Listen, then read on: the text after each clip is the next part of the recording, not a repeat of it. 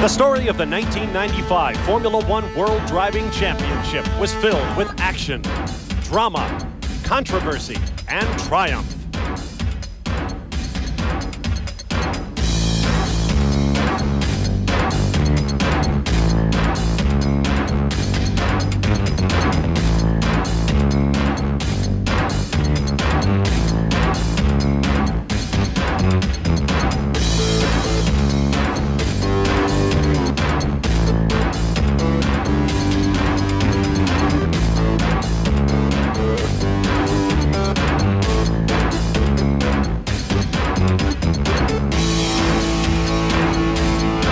Today, the story begins anew.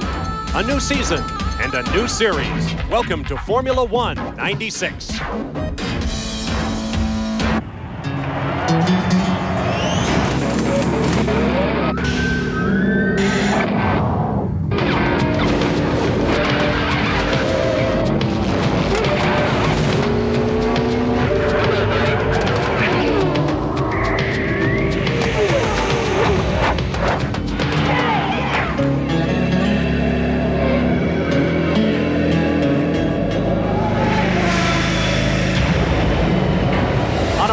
And breezy early fall afternoon down under. Welcome to a new season of the Formula One World Driving Championship.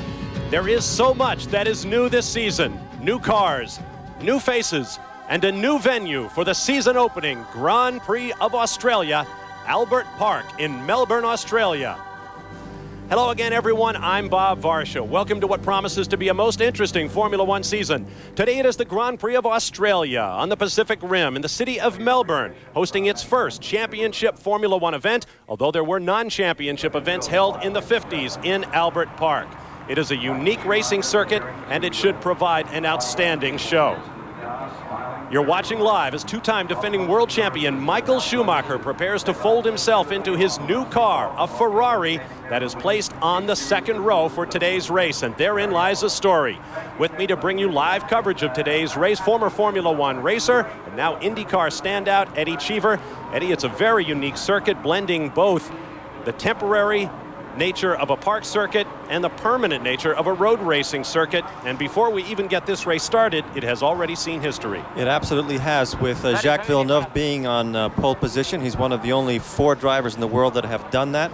And I think it's tremendous that the reigning IndyCar champion would qualify for pole at his first event. Unique circumstances, brand new track, but I think it's going to be a tremendous race. No question about it. Ferrari's on the second row, but the front row is all Williams, and they have put together perhaps the toughest 1-2 driver punch in the series. The new element is Jacques Villeneuve, son of the legendary Gilles Villeneuve, and an IndyCar champion in his own right, and he is under no illusions about his new career. IndyCar was a bigger challenge because I jumped from the Atlantics to IndyCar right away, and it has 3 times the horsepower. But definitely F1 is going to be a huge challenge. It's a whole lot of new drivers, new teams, new tracks. It's probably a little bit dirtier than IndyCar as well. But the bottom line is Villeneuve is still a rookie and inexperienced. Not so his teammate Damon Hill, who must deal with the pressure of being the preseason favorite for the championship. No, I certainly don't discount Ferrari or Benetton or even perhaps McLaren. And there's going to be a very tight fight, I think, this year for the championship. No question about it. With Villeneuve and Hill in the Williams Renaults, it is going to be an exciting season. We are just moments away from the opening round of the World Championship, and there you see just a touch of the new profile of Formula One, those high cockpit sides to prevent the driver's head from moving in a high impact situation. We'll be talking about that as the day goes on. There is Eddie Irvine. What is the surprise from the Irishman? He has out-qualified his teammate, the vastly more highly paid world champion Michael Schumacher. We have a great race in store here in Melbourne, and a perfect day for it. Stand by. We're just moments away from the start of the race.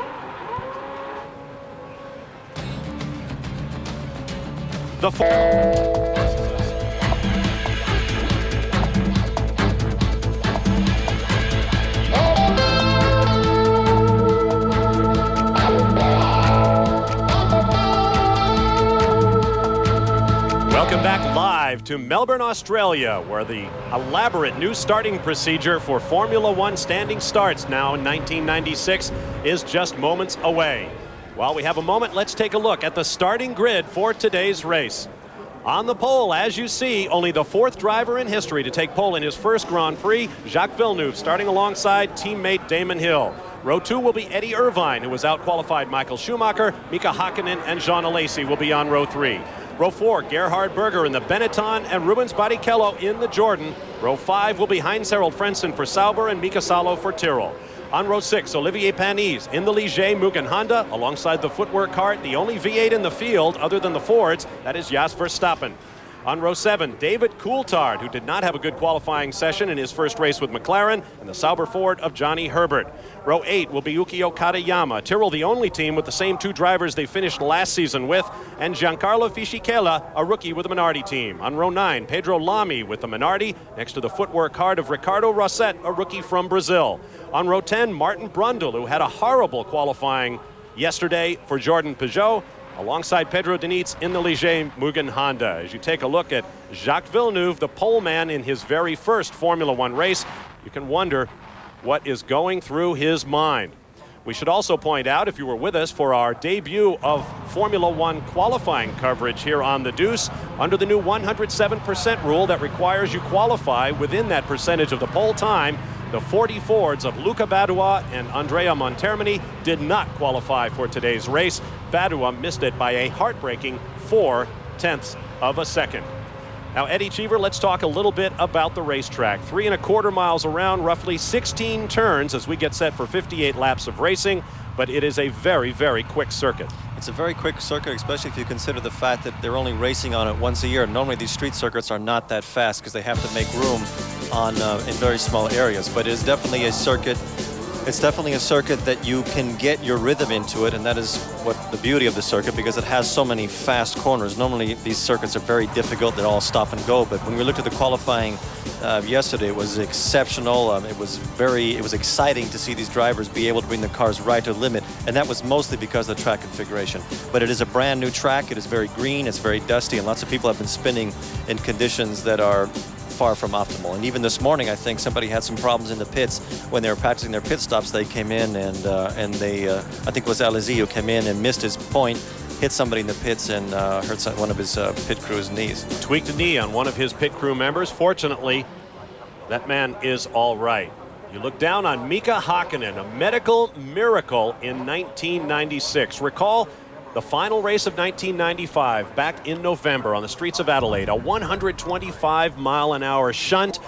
He cracked his skull, and for a while, folks were worried about Mika Hakkinen's life, more so than his career. But he has made a remarkable recovery, had some astonishing testing performances, and he is back in the McLaren Mercedes-Benz, of which so much is expected this year. A new look for Benetton, new drivers everywhere. In fact, of the 20 drivers qualified for this race, only 8 are in the seats they occupied at the end of last year. Now, let's talk a little bit about how we are going to start Formula One races in 1996. It is very complicated. 17 minutes prior to the formation lap, there has been a series of countdowns with red lights and horns to make sure everyone stays awake and perhaps keep the confusion to a minimum. The green lights will start the formation lap, and that is the last time green lights will be seen in the process. When all the cars are back in position on the grid, a 5-second signal is given by a set of 5 red lights. As each second goes by, they extinguish one set of red lights after another, which will give us all a nice 5 count to an unpublished preset race start time.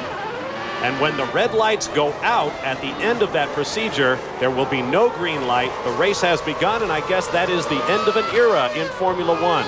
No flags, no green lights. When the reds go out, away we go. The drivers were very confused by this new process, Eddie. I'm very confused just sitting here. I know one thing. I don't know who developed that starting procedure. I'm sure they did it with all the best thoughts in mind, but it for sure wasn't a racing driver. What happened to the old turn the green light off, turn the red light off and get the green and let's get going? I think somebody has gotten a little bit overcomplicated here. It's probably because of all the problems they had last year, people anticipating the starts. And the start of the race is probably one of the most dangerous parts of the race. They're trying to find a system to eliminate that, but somebody might have gone a little bit too far on this. Now let's talk a little bit about the driver changes for 1996. Here's a look at the teams, the drivers that are out, and those that have replaced them. For Ferrari, Berger and Alesi are gone. Schumacher and Irvine are in. At Benetton, Schumacher and Herbert are gone. Berger and Alesi take over those 2 seats. At Williams, David Coulthard is gone. Jacques Villeneuve is very much in. McLaren, Mark Blundell is off to IndyCar Racing. David Coulthard slots into his seat. At Jordan, Eddie Irvine has moved to Ferrari. Martin Brundle is there. At Sauber, Jules Bouillon is now the test driver for the Williams team, and Johnny Herbert has the seat. At Ligier, Martin Brundle is gone. Pedro Diniz brings about $10 million in personal sponsorship to the team. At Footwork, Taki Inoue and Gianni Morbidelli are both gone, replaced by rookie Ricardo Rosset and the 23-year-old sensation of Formula One a couple of years ago, Jos Verstappen of the Netherlands. Good view from high overhead. Very shallow lake on the infield. Albert Lake, only about 3 feet deep. Perfect for the interior of a racetrack. The drivers to a man love the circuit. Slightly bumpy in a couple of braking areas, but Eddie, I would guess it's destined to be a classic street racing circuit in the future. Absolutely. It always happens when they build a new circuit. The FIA always gets better every time they build one, and this circuit really speaks volumes for all the experience that the FIA has had building circuits. There have been a few complaints. Berger had a complaint about 1 or 2 corners where he couldn't see the apex of the corner, but I think they'll be able to work all that out. It's beautifully, Australia is probably one of the most beautiful countries in the world, and they have done a tremendous job putting this racing circuit right in the middle of Melbourne. It's going to be a great race today, and I think everybody has said that Damon Hill is the favorite, and for a very obvious reason. He's one of the best drivers and probably the best team, and he's been there for a long time. Problem right here. Heartbreak for Heinz-Harald Frentzen of Germany. The Sauber with the new 10-cylinder Ford Cosworth has come to a stop at turn 3. That is very bad news for him. Meanwhile, Pedro Lamy in the Minardi will start from the pit lane, having suffered mechanical complications as the field rolled off. Here's a look at our weather conditions. Very warm at 76 degrees. The drivers say the track does not react well to heat. It gets very slippery. The humidity quite high for the 90 minutes or so of hard racing yet to come. Now the pole sitter has tested these starts all throughout the winter. He's probably done 10 of them, 20 of them, 30, I don't know how many, but nothing is like his first Grand Prix. He's never done this with all these cars around him. For the first time, the first of 16 races in 14 countries in 1996, we are moments away from the first start of the season. Turn up the volume. Enjoy the revs of Formula One power. Jacques Villeneuve is on the right, on pole.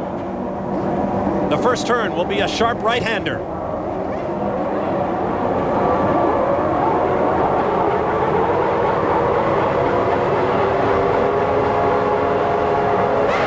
We are away. Villeneuve has gotten an excellent start.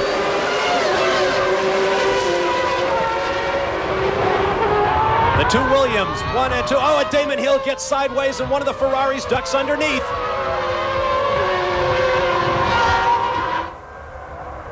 And they get past. Damon Hill is shunted back to 4th place. We have a spinner in the middle and a huge flip. That's one of the Jordans. A tremendous crash. That is a terrible accident. He did quite a few yards on his roof. That is not a very good position to be in. The fire marshals have to get there quickly because this is when cars have a bad habit of burning. Now, Formula One cars this year are required to have fuel vents that do not allow the fuel to leak when the car is inverted. That is Martin Brundle, and it appears he is all right. He's had a terrible weekend. He had a very bad weekend in qualifying and is right at the start of the race. I think one of the McLarens went sideways and he got collected in somebody else's accident, which is always very, very annoying. You can see it in the back of the screen. Watch the car. Yes, it's a McLaren. Coming up fast from the rear, you see he gets into the back of the McLaren, and to the right, I believe that's one of the Saubers, and catapults over it, held in by the debris fences with lots of runoff room into the gravel trap. It was Coulthard's McLaren. It looked like he had locked up his rear brakes, or somebody had hit him from the back in the braking zone, and he lost control of the car. And probably if he hadn't have hit that car, he would have gone into the wall himself. Look at the mess that this car's in. The car has broken in half, it would appear, at the firewall where the engine joins the rest of the chassis. Martin is a very lucky boy today.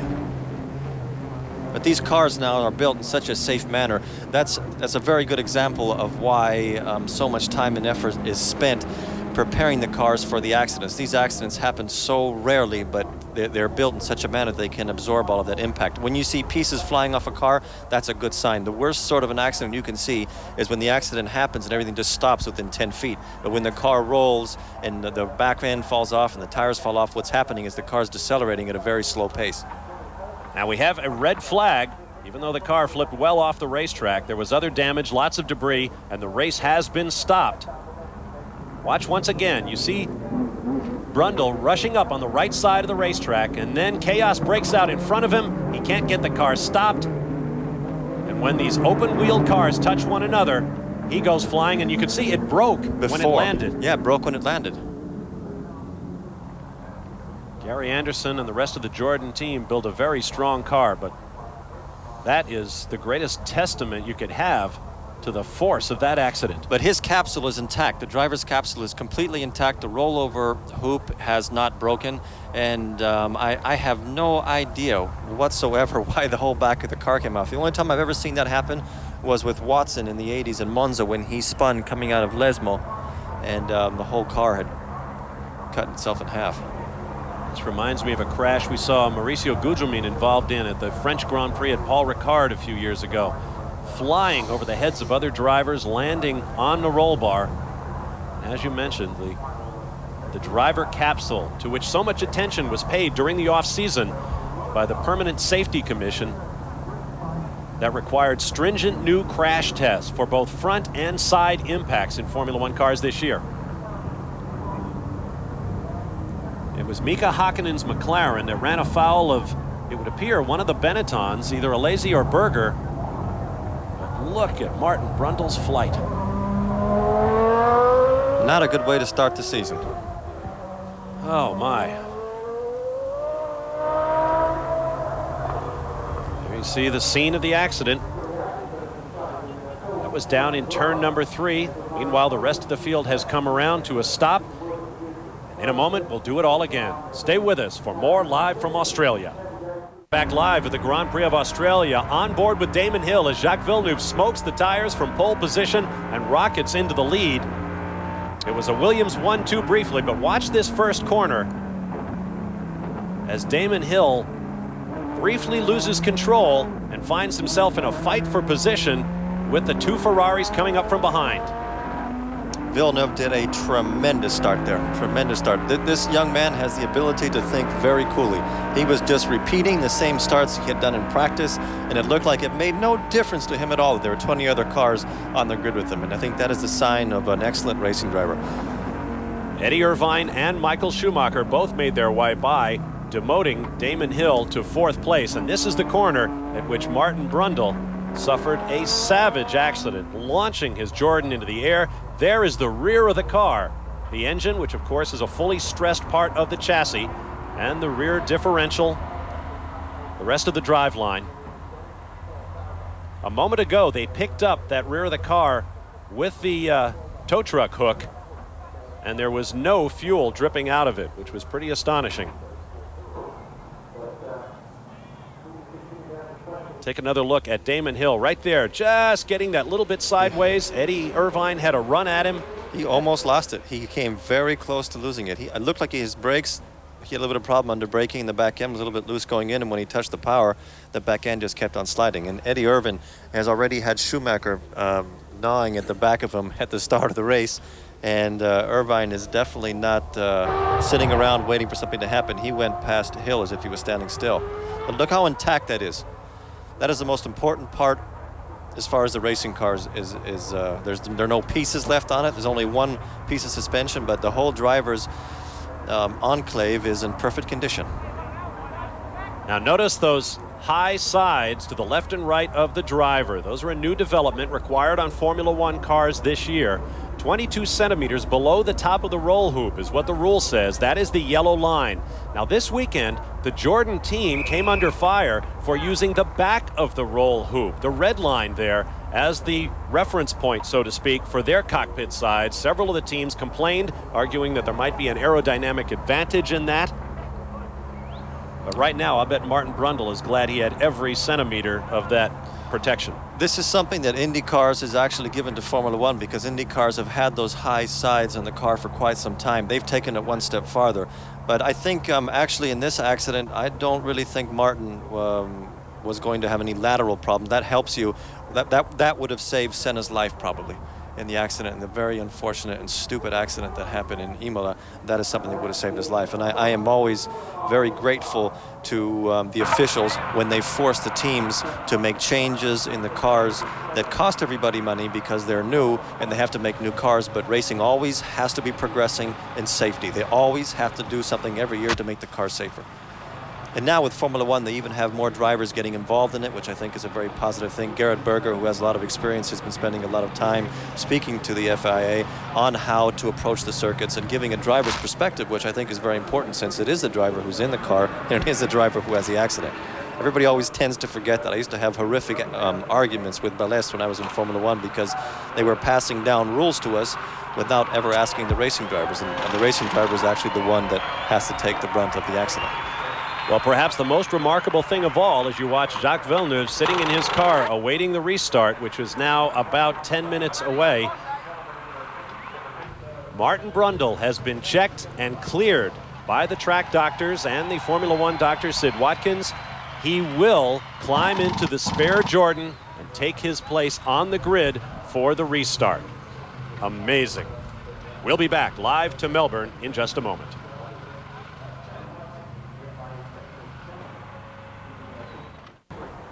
Well, Eddie Cheever perhaps said it best. Martin Brundle has been having an absolutely horrible first weekend of his Formula One season. There he walks with Formula One Dr. Sid Watkins, a highly respected neurosurgeon from London who heads up the safety commission, and I wonder what they're talking about. You can tell by Martin's, I've been a teammate of Martin's for many, many years at Jaguar, and by his demeanor, the way he had his hands behind his back and he was talking to the doctor, he was trying to convince him that he's in good shape to race. That's what he was doing. And listen to the applause he gets from the crowd. This is great. Unfortunately, he's going to get a new spare car, but he's not going to have enough time to change his shorts, though. So he's going to be, he's a very lucky guy. Look at all that public. Wow. Go, Martin. Get in your car, and let's see you have a great race. This is also a new Formula One procedure. After you have an accident, to prove you're fit, you have to do a quarter mile up and down the pit lane. Yeah, I can always laugh and joke about an accident when it has such a happy ending as this one did, but he is very lucky with all those pieces that were flying around. It is so easy for something to land in the wrong place, but I think the drivers are a lot more protected with these new rules than they were in the past.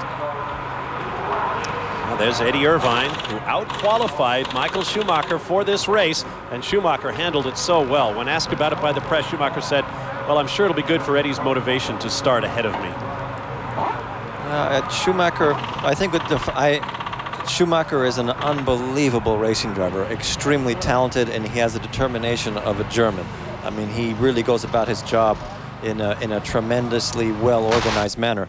But when you're up on the top of the tree like he is, everybody's shooting at you. And I guarantee you, when Eddie Irvine goes to bed at night, he's thinking about how he's going to beat Schumacher. And if somebody is wishing and will put as much effort or a little bit more effort than he will beat him. Nobody is unbeatable, and Schumacher knows that. And in this team, I think the opportunity will be equal. I don't think the opportunity was equal at the Benetton team.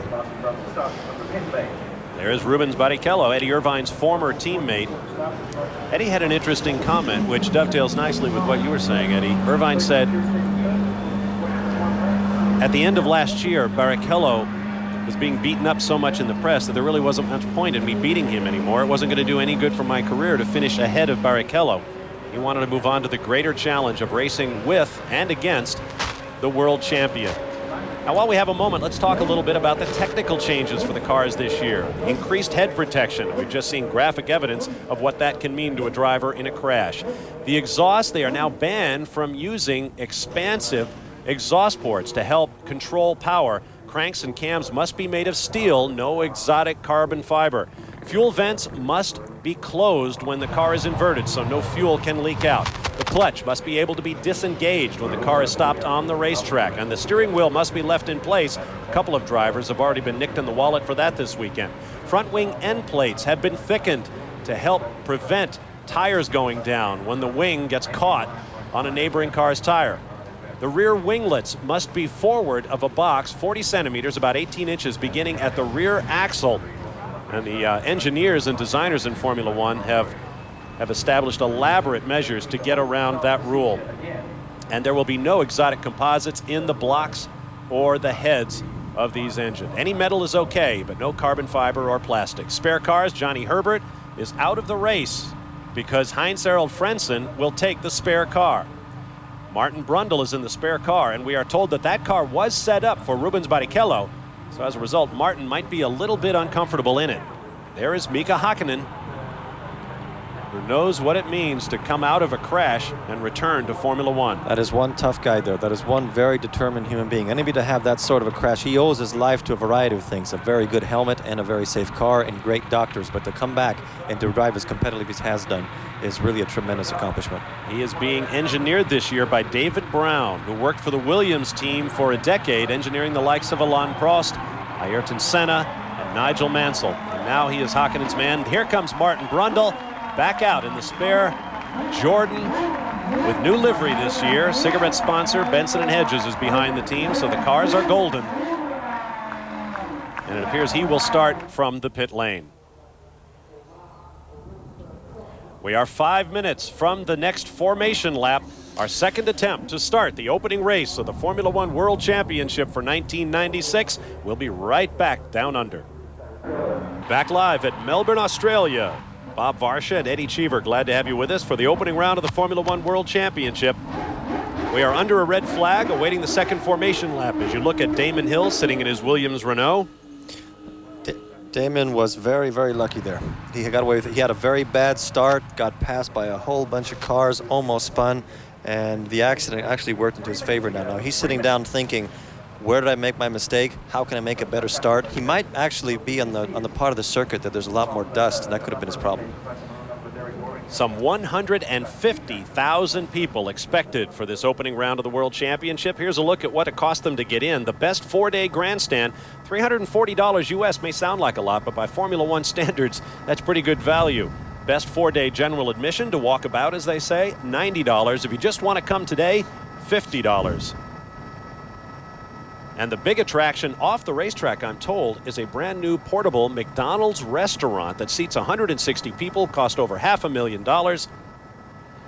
And the hamburgers are same as they are here. That's right. I wonder what a Big Mac is going for under the Golden Arches there in Melbourne today.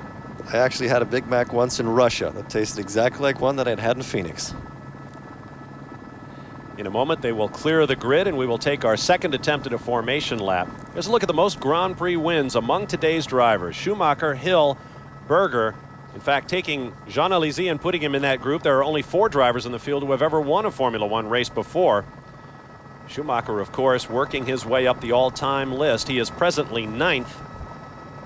Damon Hill, of course, just 1 away from his late father, Graham Hill, a 2-time world champion. If he can win today's race, he will even the family score. And Gerhard Berger, well, it would be difficult, I would think, for Gerhard to pick up a race victory today. He has had an absolutely abysmal time coming to grips with the Benetton, both the old and the new. Qualifying is one thing and racing is another. The configuration they put the cars in for the race could be different than what they have done in qualifying. There's very long straightaways here, so they might have made some wing adjustments. Tire wear. None of these cars have actually done the whole race distance on this track. The car that is the best balance will be the one that wins the race if they can stay out of trouble. So I wouldn't count Berger out completely. There are drivers here today that could surprise everybody. I mean, the new Ferrari's done so few miles, and it's done quite a good job. I mean, being in the second row is a big achievement. So it is possible the Ferrari could come alive, and the Williams is one heck of a team, and they've done very, very well for the last 2 or 3 years. So there could be a lot of surprises today. Once again, the engines fire, revving to as much as 18,000 RPM, a mechanical marvel. And there are 20 of them. Well, make that 18 of them now on the grid. We'll be right back. Live at Melbourne, Australia, the field is making its way around this 3¼ mile combination temporary and permanent road circuits as we prepare for the second attempt to start the first Formula One race of 1996 in Australia. We want to remind you, coming up Monday through Friday at 7 p.m. Eastern Time, RPM Tonight, hosted by John Kernan from the heart of stock car country, Charlotte, North Carolina. RPM Tonight is fast, and it covers everything that rolls in motorsports. 7 p.m. Monday through Friday, RPM Tonight, here on The Deuce. Beautiful look at the skyline of Melbourne, a city of about 3 million people. a million of whom we understand are descended from Greek and Italian ancestry, which makes it one of the world's great restaurant cities as well. Being the southern hemisphere, we are getting into the fall, but it has been quite warm. Temperature pushing 80 degrees as we prepare for this race. There's a great view looking out to the south. You see the layout of the city and where Albert Park is placed. Named for Prince Albert, German-born Prince Consort to Queen Victoria of England in the late 1800s. That is Albert Lake in the middle, about 3 feet deep. During qualifying, there were several boats parked out there with their propellers removed because the lake is so shallow that they would be beached if they had their props. Now we have to remember that these gearboxes have already gone through one grueling start. I know that they are built to do many more than just one, but they've gone through a process that they only should be doing once every start, so once every race. So there might be a few mechanical problems here, and the drivers that have made mistakes on their first start are going to be thinking about how not to do that. So this could be a very interesting second start. I would keep my eye on Schumacher. Schumacher is very good at taking advantage of other people's errors, and he has the unique ability of getting inside of Damon Hill's head. So I'm sure Damon, after that first start, and the fact that his teammate got such an excellent start on them, will be paying a lot of attention, not just on one front, but on two. Now the field comes set once again. We did not notice the second McLaren of David Coulthard out there.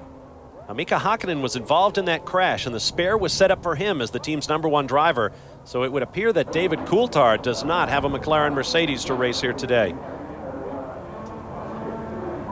Did you see him pull in, Eddie? I think he might be there. That might have been one of the so arrows. Difficult to see.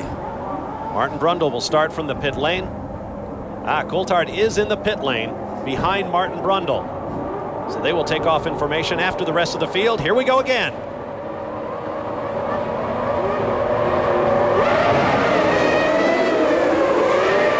It's gonna be close. It's gonna be close. Alesi diving down underneath Michael Schumacher. Oh, lots of tire smoke at the first corner. Once again, Villeneuve and Hill. And now the Ferraris are back into third and fourth. This was the scene of the accident on the previous lap. I think everybody learned their lesson. Here comes Martin Brundle, followed by David Coulthard. Villeneuve opening a few car lengths worth of lead. Now Villeneuve has an advantage here because he has an open track ahead of him, and he's probably looked a few times in his mirrors, and he knows that Hill is not that close to bother him. So all he has to do is just drive as quickly and as smoothly as he can and let everybody else fight. If he can get enough of a break here, then Hill will have to worry about Schumacher, and Schumacher's got to worry about the guy behind him, and he can just go along his pace.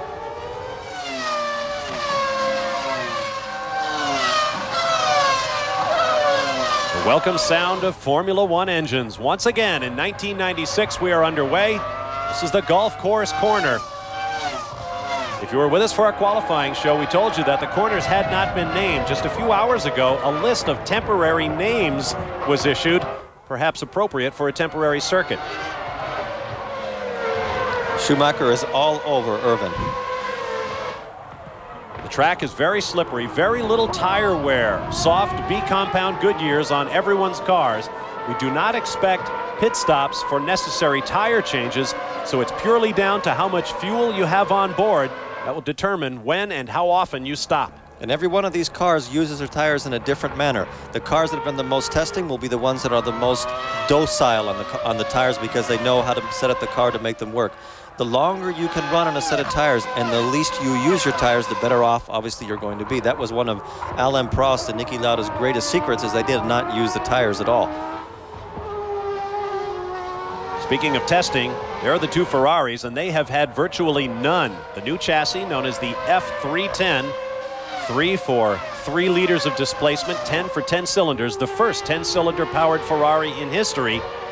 But they have had very, very little time to shake them down. There's a Benetton is catching up to the group. Martin is continuing to have a very difficult weekend. He's going to go back from Australia kind of wishing they never left England. Oh my, he has spun and apparently stalled. He will be pushed off. Well, we mentioned the car was set up for Barrichello, which made it very difficult, I'm sure, for Martin, given the height differential between the two drivers. Now here is Brundle, and this might have been the sort of his problem. Yes, he was trying to pass a car. It's so difficult on these brand new circuits. When you get offline, it's very, very slippery. There's no rubber down, so you can think you have the speed to pass somebody. When you go to get on the brakes, all 4 brakes lock up and you just can't stop. It's like being on ice. Michael Schumacher has reestablished team orders. He now has passed Eddie Irvine for 3rd place. You see the number 1 on the Ferrari. Ferrari hasn't earned that number 1 since Jody Scheckter back in 1979. But Michael Schumacher has brought it to them, as Alain Prost did before Schumacher. There's the pass. Very clean pass. Obviously, Irvine knew he was coming, gave him enough room. Now they can work almost in tandem and see if they can pick up the 2 cars that are ahead of him. In fact, Schumacher has already broken away a little bit from Eddie Irvine. And Villeneuve, although he's holding a very fast pace, has not managed to break away from the group. This is where Hill should come into his own because he's done so many miles with Williams and he's done so much testing. Now this is where a driver of his experience comes into his own because he knows that he can just keep lapping, lap on lap on lap, without making mistakes. That is Jean Alesi and the new paint job on the Benetton. He was pressuring Eddie Irvine briefly, but now Irvine draws away once again. Ferrari V10 against Renault V10. Villeneuve has set fastest lap, but there is a very long way to go. 58 laps. We have restarted for the full 58 lap distance, roughly 190 miles, and it will be hard work on a warm day here in Melbourne with about 50% humidity. And that's a lot. That is a lot, especially for the first race of the year, because everybody's still not used to what they're doing. So everybody to now, up to this point, everybody's still feeling their way around, and it is they're trying to see how the car is going to work. And being a brand new circuit, every lap they do, especially with 20 cars on the track is changing consistently. You're getting more and more grip, and it's going to be really interesting to see who has done the best job at setting his car up, not for the beginning of the race, but towards the middle and the end. And nobody has any experience on the circuit, so I'd say Villeneuve, if there was one race where he can start on equal footing with everybody else, it has to be this one. 6 points on this racetrack where the drivers reach speeds in excess of 170 miles an hour. They hit about 175 at the start-finish line. In fact, Damon Hill was the first to do it. 3 laps complete. Jacques Villeneuve taking up right where he left off in Indy cars, leading away here. Only 2 drivers in the history of Formula One, going back over 4.5 decades, have ever won their first race. Welcome back live to Melbourne, Australia, and the $42 million temporary circuit known as Albert Park. Michael Schumacher, the 2-time defending world champion in his Ferrari debut, has just set fastest lap. This top trio have pulled away from the rest of the field just enough to make them kind of the cars you have to focus on now. Schumacher is looking incredibly precise and very comfortable in his car. I would say of these 3 cars, he's probably the one that is in the best position now because he can see the 2 cars ahead of them. It's a brand new car for him, and he's just starting to feel his way into the race. And he even qualified his spare car, which probably is one of the reasons why Eddie Irvine was ahead of him. But he is definitely picking up the pace, and now we're going to see who's reliable and who's consistent. Now it comes down to those 2 things: consistency and reliability. And Schumacher has all of those qualities. Got a look at the running order there. Giancarlo Fisichella, the former Italian Formula 3 champion, has made his way up to 13th from the 16th starting spot. Damon Hill, a quick look in the mirrors, and what does he see? His arch rival over the last 3 seasons, that man Schumacher. His worst nightmare is right back. He's right back, and this time he just has a red car instead of a green one. On the unofficial list of corners, this corner, the site of Martin Brundle's accident, is known as the Sports Center corner.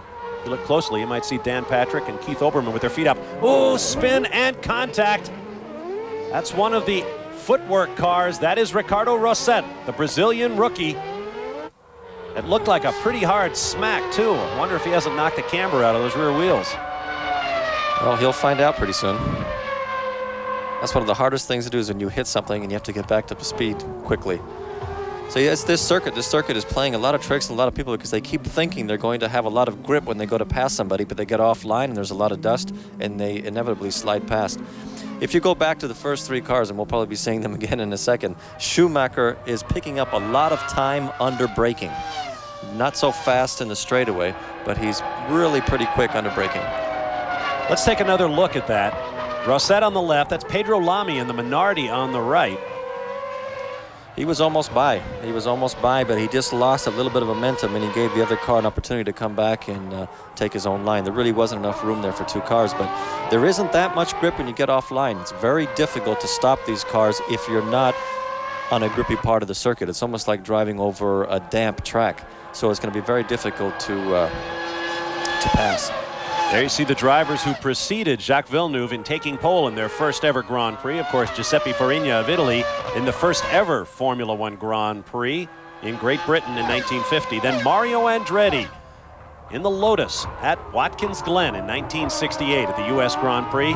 Finally, Carlos Reutemann in a Brabham, most recently at the Grand Prix of Argentina in 1972. And yesterday, it was Jacques Villeneuve.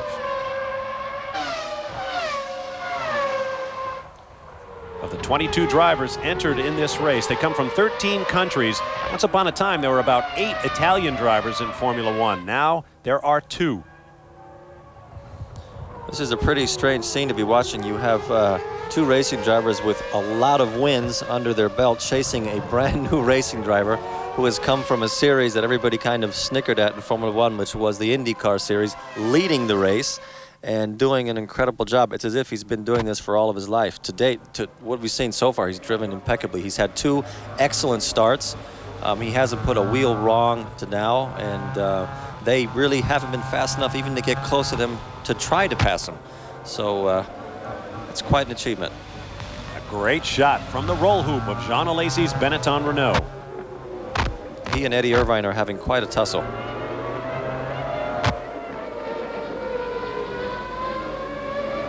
You can see how flat the racetrack is. Very difficult to remember all the corners. There's the pit entrance on the right. Onto the start-finish straightaway, up to 175 or so. And flicking down through those steering wheel mounted shift levers. The beauty of those shift levers is that it allows you to just concentrate on driving. When I was driving Grand Prix cars, one of the hardest things to do was to learn to use the gearbox to your advantage. Sometimes you would go down from 6th gear to 2nd gear without going through the whole gate, and you had to learn how to do that because it was very easy to over-rev the engines. All they have to do now is just flick a button, flick a button. I think it's great technology because in essence, all you should be thinking about is driving. Flashing down the shady lanes. Jean Alesi, in contrast to his teammate Gerhard Berger, has had a fairly comfortable time adapting to the Benetton. Another point that we have to make is that Villeneuve and Damon Hill have a different pedal configuration in their car. Hill has got the normal 3 pedals, the throttle, the brake, and the clutch. But Villeneuve, having come from IndyCar racing, left foot brakes a lot, and he gave him the option of just having 2 pedals in the car, and he has taken that option. And that is a small subtlety in the driving, which could make a big difference throughout the season. You see the running order. Fisichella has now dropped back, passed up by Ukio Katayama, who was very uncomfortable in his new generation Tyrrell.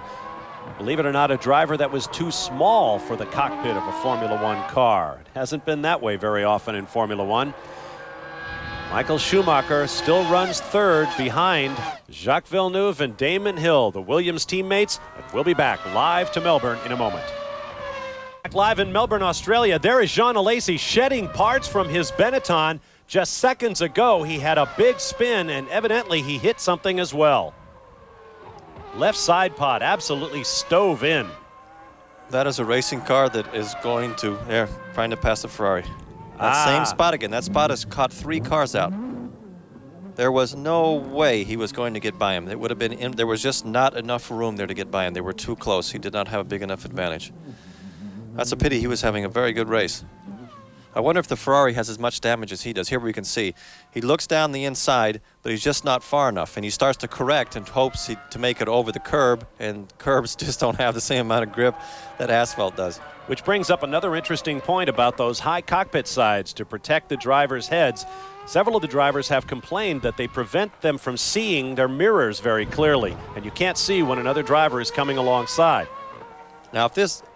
if this car can still run quickly with all those bits falling off, the aerodynamicists have made a mistake. No, he's coming in the pits.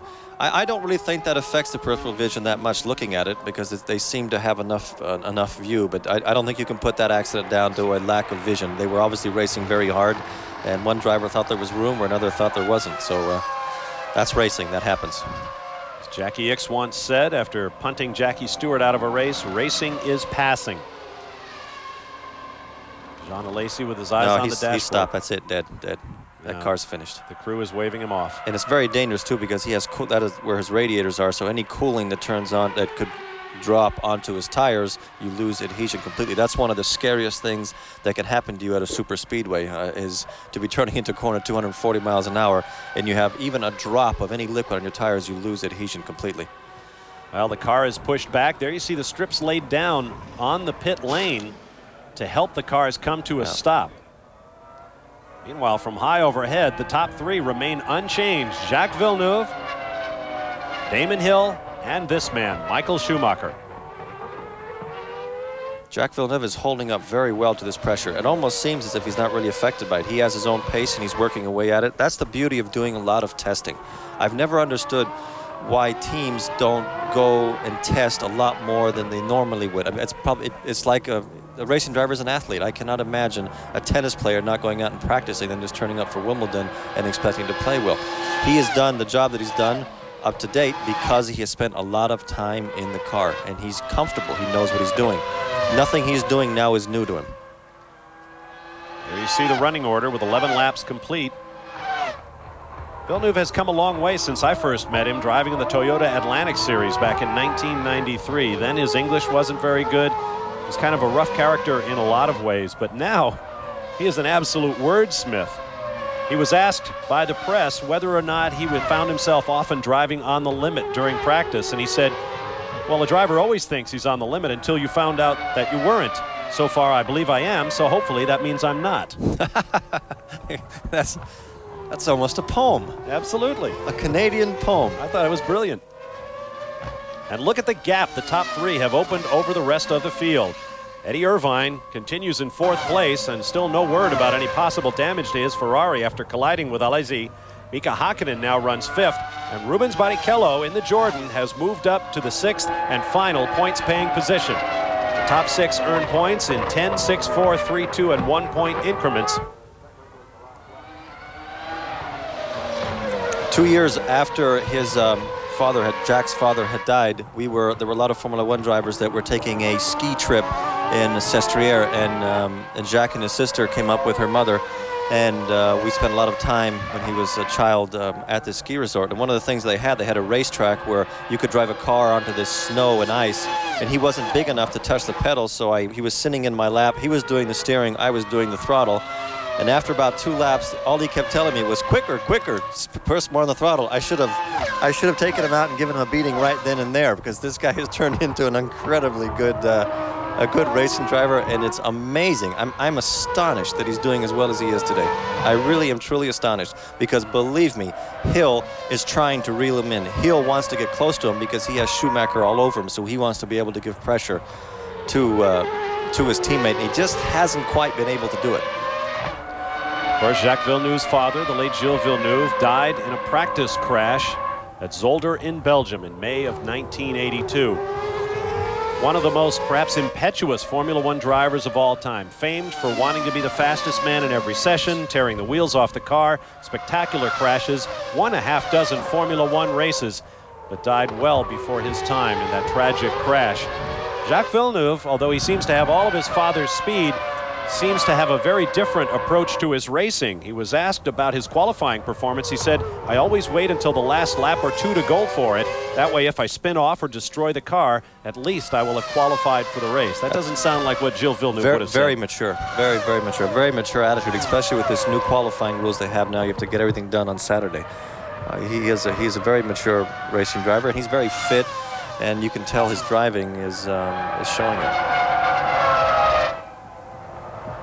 Now this is the battle for 5, 6, 7, and 8. Hakkinen, Barrichello, Berger, and Salo. Notice the livery distinctions between the Benetton and the Tyrrell. There are basically none. I'm so happy for the Tyrrell team to see that they're back with a competitive car. It's always interesting when they make rule changes. Teams that have had a hard time the previous year, if they get their homework right, they can really move up the grid. And that really is the beauty of Formula One, because technology is rampant here. They can do just about what they want. So this combination of the Tyrrell and the Yamaha engine with Salo is doing very, very well. They're running right behind the car or the team that won the World Championship last year. And Berger is definitely not a slouch, so it says a lot for how well they prepared themselves. High overhead, Mika Hakkinen leading Rubens Barrichello. Obviously, Irvin's car was not hurt in that accident, or not hurt badly, because he's still on the track. And Ferrari are, the first 4 positions are exactly as they were in qualifying, and nothing really has changed much. You see behind the battle you're watching, those 4 cars. Heinz-Harald Frentzen runs in 9th, Jos Verstappen in 10th in the footwork, followed by Olivier Panis, Ukio Katayama, Giancarlo Fisichella, Pedro Diniz, David Coulthard, Ricardo Rosset, Pedro Lamy now running a lap down and may be in trouble. Remember, he was clobbered by Rosset. And Jean Alesi, of course, is out of the race. Joining Martin Brundle, Johnny Herbert on the sidelines. Montermini and Badua never started the race.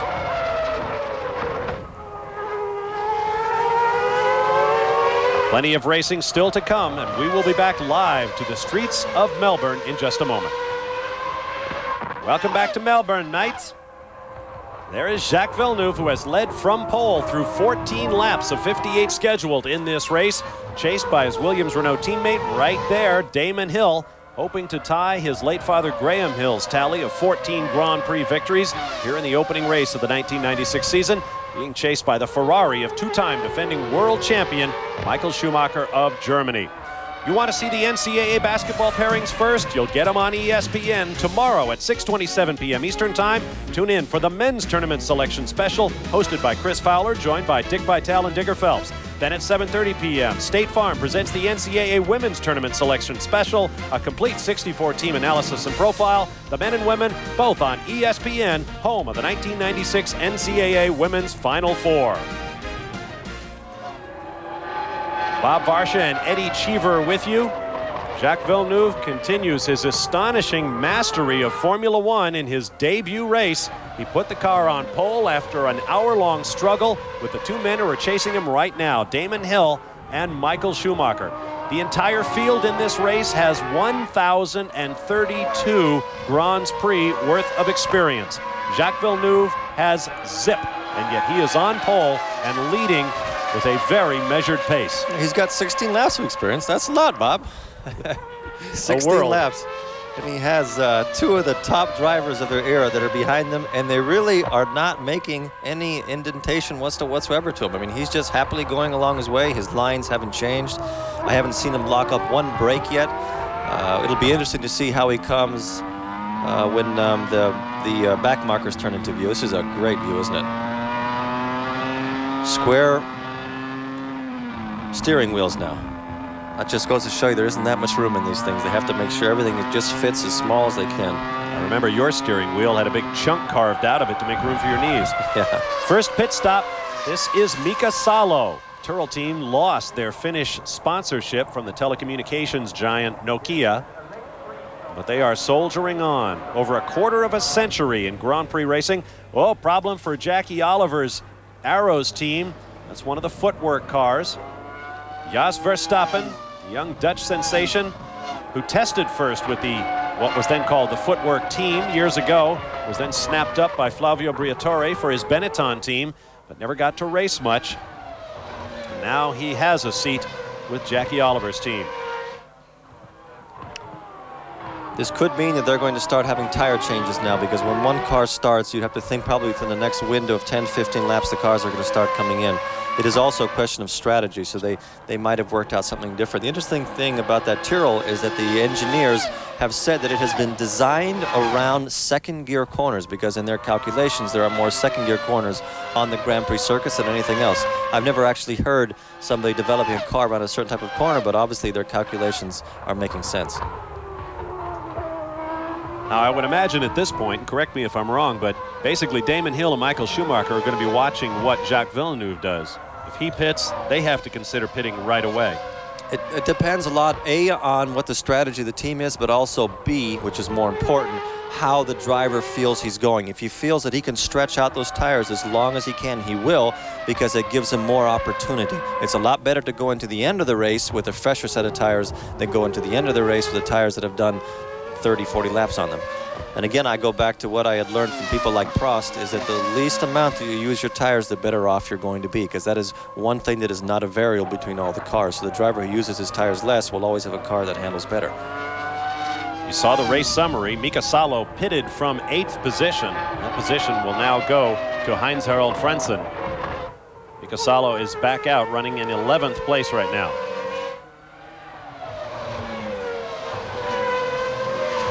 Last year, part of Michael Schumacher's mastery of this series was his uncanny ability to complete very quick laps. Number 1 before he came in, and number 2 as soon as he came out. It's all time. It makes no difference. I mean, it's once the green light, or I don't know what they call it now when they start the race, but once the race starts to when the race ends, the clock is running. So if you are slow, if you're very fast in the circuit when you should be running, but you come into the pits and you're very slow and you lose 2 or 3 seconds, those are 2 or 3 seconds that you have to make up. And he has an uncanny ability to turn the wick up quickly whenever he needs it. Irvine said that yesterday to the press, that he doesn't understand how Schumacher can go out on a second lap and be 2 seconds lap quicker than he is. So that is definitely a talent, because it's hard to go fast when the car isn't all warmed up, because it's very nervous and very jittery. In fact, the drivers say that the abrasion, the tire traction, is so low on this racetrack that it takes about 5 laps to get your tires up to operating temperatures. And obviously that's the 5 laps where you want to maximize any advantage you might have over your opponents who might be pitting. So it's going to be interesting to see what happens to the drivers who get in and get out and have to make up time in a hurry. Villeneuve is actually pulling away, not much, by about probably half a car length in certain areas. All the corners that go on to the long straightaways, which are the quickest and the most important, are the areas where his car is handling particularly well. He seems to be taking his time and being very careful when he's going around all these very little tight areas, where if you look at Schumacher, he is on the ragged edge. His car is bouncing around, and if you look at his hands, he's very twitchy. He's a driver who manages to carry an unbelievable amount of speed into the corners. And he does it, I think, mostly just on reactions. These Formula One cars have to be driven on reactions, whereas an Indy car, you have to kind of anticipate what it's going to do because you're going much higher speeds.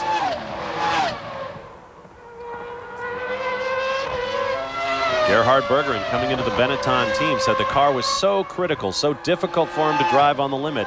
But that is the kind of car that Michael Schumacher likes. Very, very stiff, no induced roll whatsoever.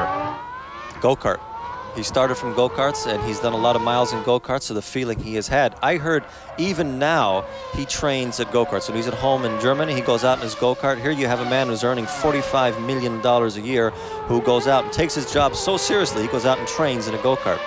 All of the drivers of the future, every era has a racing driver who is the best, and all the other drivers try to emulate him.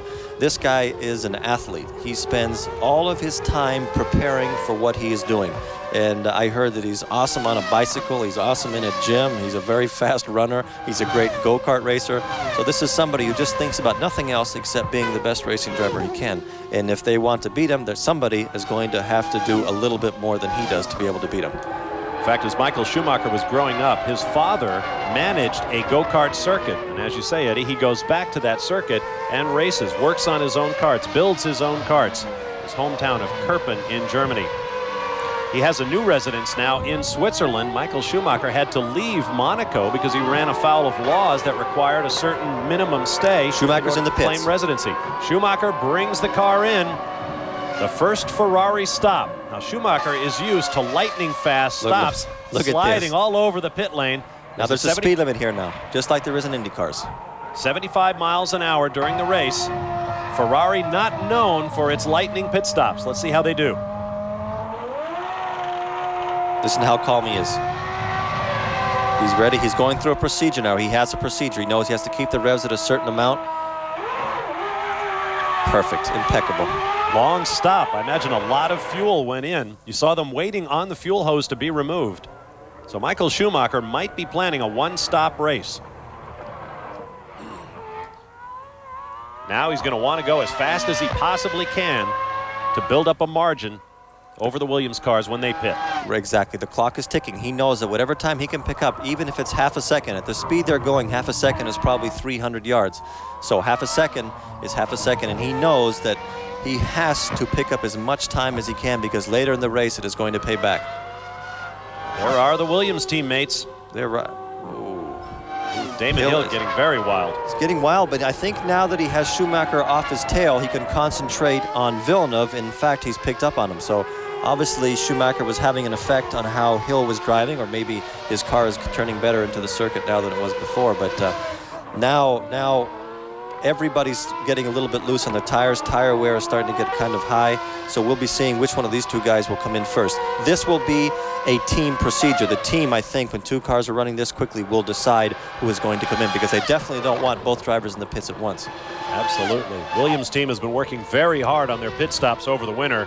As you watch Damon Hill, they are lapping traffic. The next cars they will approach will be Ricardo Rosset and David Coulthard, right there in the red and white McLaren. It's a very critical moment of the race for Villeneuve. Very, very critical moment of the race. What a moment for David Coulthard as he gets passed by the car that was his 1 year ago. Now Villeneuve has to time this. If he can time it, he has to time it where he can pass the car in a spot where only he can get by and Hill cannot. So he has to keep that margin between him and Hill as high as he can, and it's almost better if he lets Hill close up to him so that he can then accelerate past one car and get that distance, because if he can get that breakaway of that 100 yards, he'll again have a big advantage.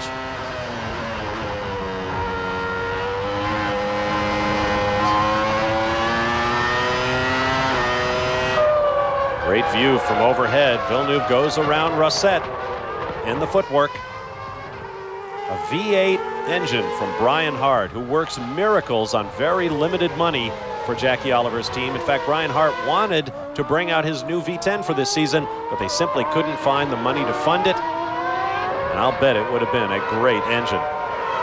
Passing the pit entrance one more time. No pit stop for the Williams teammates right now. Villeneuve and Hill out front. Not Gilles and Graham, Jacques and Damon. Back live on the streets of Melbourne, Australia. Bob Varsha and Eddie Cheever, glad to have you with us, approaching, I should say, the midpoint of this 58-lap Grand Prix of Australia. Race leader Jacques Villeneuve flashes by the Sauber Ford of Heinz-Harald Frentzen. Great move. That's exactly what he should have done. He passed him exactly in a spot, timed it perfect. Now he'll be able to break away a little bit from Hill and get a little bit of rest, because Hill was starting to close up on him. Look at the distance. That's just from timing his pass in the right manner. That might have been just chance, but it looked to me like he just did it exactly at the right moment and almost gave Hill enough room for him to try, because Hill had to actually back off. And in the previous pass in traffic, Hill just barely made it by. Now Damon Hill closing up once again. Still waiting for the pit stop for the Williams team, but moments ago, Eddie Irvine brought the other Ferrari in, and it was a very quick stop. They had to be, what was it, a 12-9? 12-9. So these crews are very competitive. Even amongst the team, one crew wants to beat the other one. So this is something they will know on Monday morning whether they did or not. Once again, waiting for fuel out in a full second, quicker than Schumacher's stop. That's a lot of distance on the racetrack. If you can flash around with the ability of a Michael Schumacher. Still the Williams teammates past the pit entrance. Damon Hill right now is the fastest car on the track. He seems to be coming into his second breath now. You see that sign, Transurban. That's a construction company that is building a major new highway network in and around the Melbourne area called the CityLink.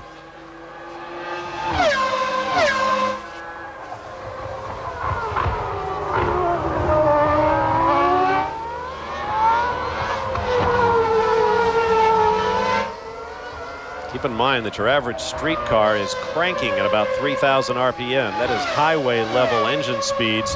A Formula One car, you have to get it up to 3,000 just to drop the clutch and get it started. They will rev up to 17,000 RPM or so. There's one of the Benettons. This is Gerhard Berger. Jean Alesi is already out of the race. Berger wasting no time coming in.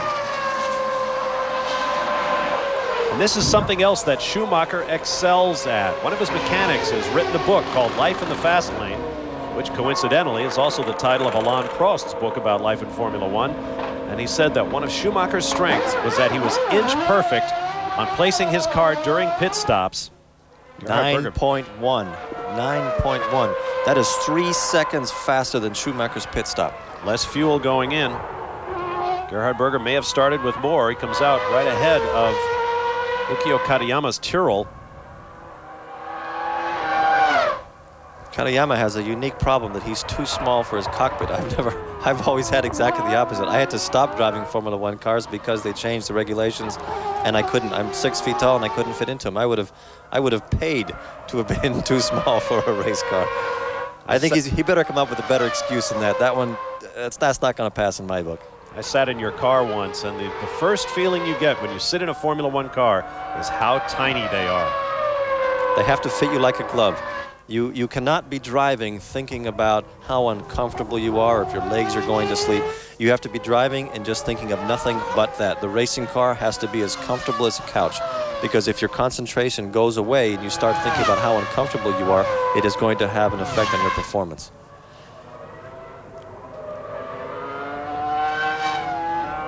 And that's probably the reason why Mansell was not very successful in the McLaren when he went back to Formula One. He was, it makes your job such a misery having to drive something when you just don't fit. Barrichello. The fast time to beat is 9.1. Little trouble getting that fuel hose off, and a little slow getting away, but 11.3, about average. What the cars have now to make sure that you don't go over the speed limit exiting and entering the pits, you have a little button that you push, and it controls all the electronics of the engines are controlled so that you cannot overspeed it. The engine just won't. It's like a governor, just won't allow you to go any faster. Still no pit from the Williams team. The running order is Villeneuve and Hill. Michael Schumacher is third, Mika Hakkinen fourth, Eddie Irvine back out in fifth. Rubens Barrichello came in from sixth position. He is further back than that now. Gerhard Berger moves up to sixth with the stop by Barrichello. This says volumes for how well the Williams have done their homework. Any car that can last longer than the other ones with tires is always going to have an advantage. So you have both of the Williams drivers here that have outrun all of their direct competition, and they are still out with the same set of tires, and they are still the fastest cars on the track. This is going to be a very, very hard team to beat. The one thing that Williams has always had over the years is consistency. Patrick Head has always been the chief engineer. They've had new people coming in and out, but the team has remained very solid. There is David Coulthard's McLaren. It appears his day is done. We got a report from one of the corners that he was off and on the racetrack. At the top of the roll hoop, you saw the onboard camera and the unique new rear end fairings in Formula One now as the designers work. Here is Coulthard. Looks like he drove it off. Yeah, that's the pit entrance. Yeah, well, he missed it by about 150 yards. Keep in mind, that's David Coulthard, who also hit the pit wall at the Australian Grand Prix last fall, trying to get his Williams into the pit. He has not had a lot of luck with those highway exits. Remarkable that Villeneuve and Hill had so much fuel on board because they are going so far, and yet they were able to remain ahead of Schumacher. There you see the pit stops for Berger, Irvine, Barrichello, Schumacher, and Salo. Keep in mind that that is from pit in to pit out, and the length of stop determined by the amount of fuel that goes in. Berger's is actually very competitive, isn't it? That's very, very. Now that is time. That's the same as a lap. That's exactly the same. That is distance on the racetrack that you're either going to gain or you're going to lose. And that I've always noticed that at places like Indianapolis 500, where if you have a bad pit stop, you can go into the pits very close to somebody, and you come out and you're 300 yards behind him, and you can't figure out where's all that time gone. And it's exactly the same. It's a very hard thing to get into a racing driver's head, that it makes no difference whether you're in the pits, you're leaving the pits, you're on the racetrack. It is all time. Of course, last year the Benetton team was without peer when it came to precision pit stops. Something strange is happening here.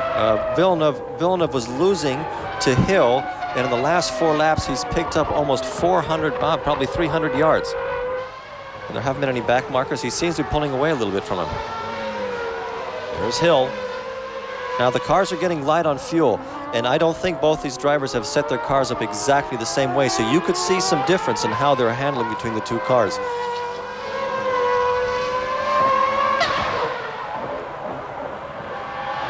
Still no pit in for the Williams teammates. We'll take a timeout and return live to Melbourne with more of the Grand Prix of Australia.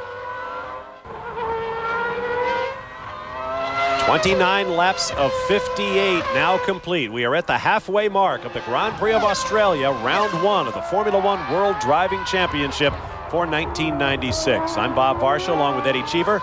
Jacques Villeneuve took the pole in a tense qualifying session.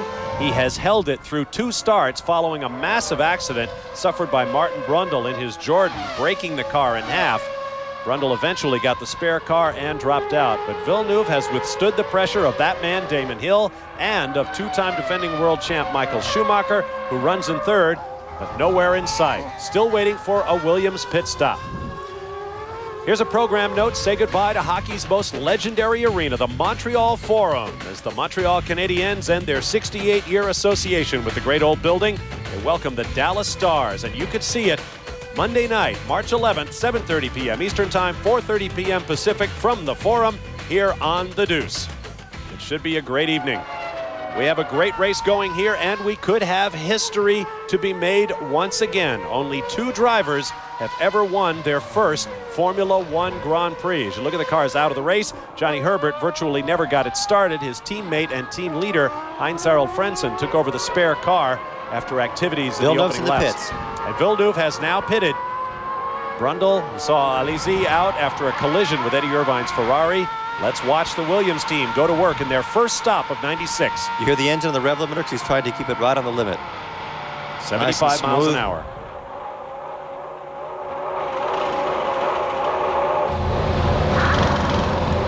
They're having a problem taking a tire. No, it's off.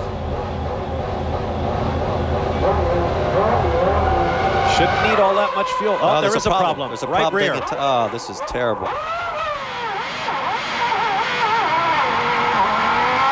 Well, that's a very bad break. That's a very, very bad break. They had a problem. They had a problem taking that tire off, and then we kind of lost the camera view, and you couldn't see what happened. But the mechanic didn't seem to raise his hand that convinced. I mean, when you've finished your tire, you raise your hand, and that gives your crew chief the warning that you are all done. So I really hope everything was put on the way it should be here. Yeah, he's fine. It cost him 5 or 6 seconds, and that is an eternity on the racetrack. Here comes Mika Hakkinen, the only remaining McLaren Mercedes.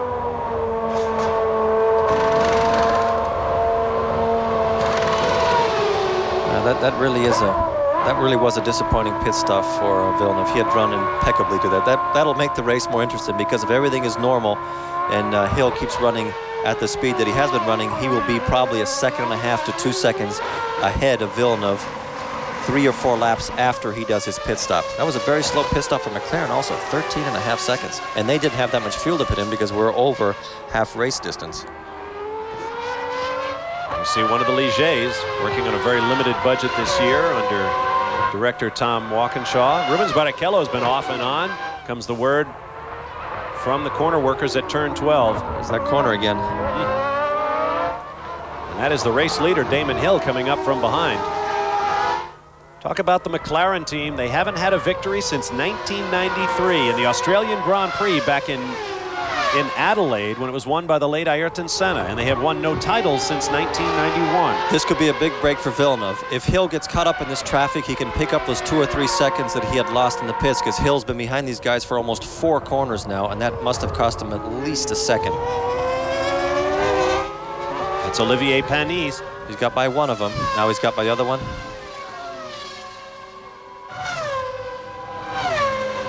There you see the gap from Hill to Villeneuve.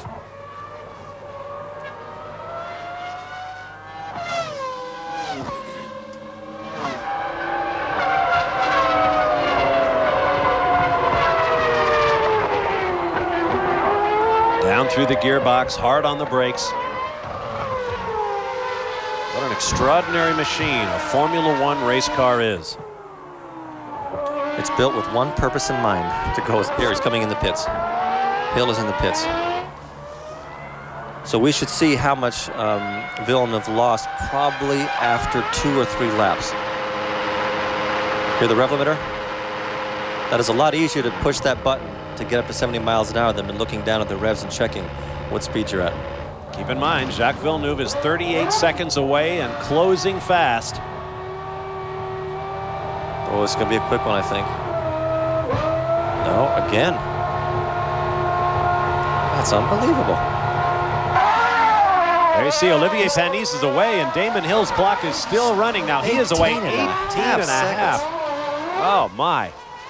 The fuel was going. I mean, it was a question of the fuel going in slowly, and I can't understand why they were over half race. It took him so long. Yes, but Hill's tires are cold, or he's not up to speed, and Villeneuve has to get him now. He cannot wait. He has to get him now. He can't let him even go through 3 corners. That's what you call defensive driving. If you want to pass me, that's fine with me. That's brilliant. Absolutely brilliant. Villeneuve knew that his teammate had cold tires, a brand new set. He was warmed up. He knew what his tires were going to be like. He had his rhythm, but he knew that if he let him wait too long, he would have a problem. Here's Michael Schumacher's stop. This is an unprogrammed stop. There was no reason for him to be in here. Yeah, something is wrong. He was losing ground. He had done some laps in 38 seconds when Hill was doing him in 34. Looks like they're reaching in some kind of front suspension problem. That's one very mad German right now. I think it might be something with the brakes, because that's where all the brake cylinders are.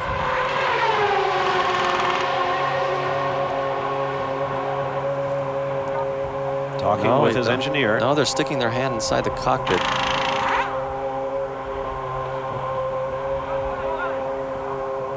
Well, that kind of puts him out of the race. Very long stop. And the engine's heating now. This is not good. These engines are cooled by air, so when you stop in the pits like that, if you stay there for a minute and a half, the temperature can go up 20 degrees. We're going to send him back out. Although at this point, unless something drastic happens to the Williams cars, he is racing purely for points. But Eddie Irvine is way ahead of him. I mean, he'd have a very hard time catching up to him. 50 seconds is an eternity. And there's only 25 laps left. But I think the Ferrari have done an exceptional job, and they are extremely competitive. And Schumacher was right there. He was right there when everything was running well.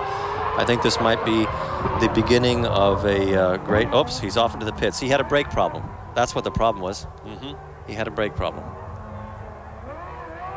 So it appears that Michael Schumacher will score no points at all here today.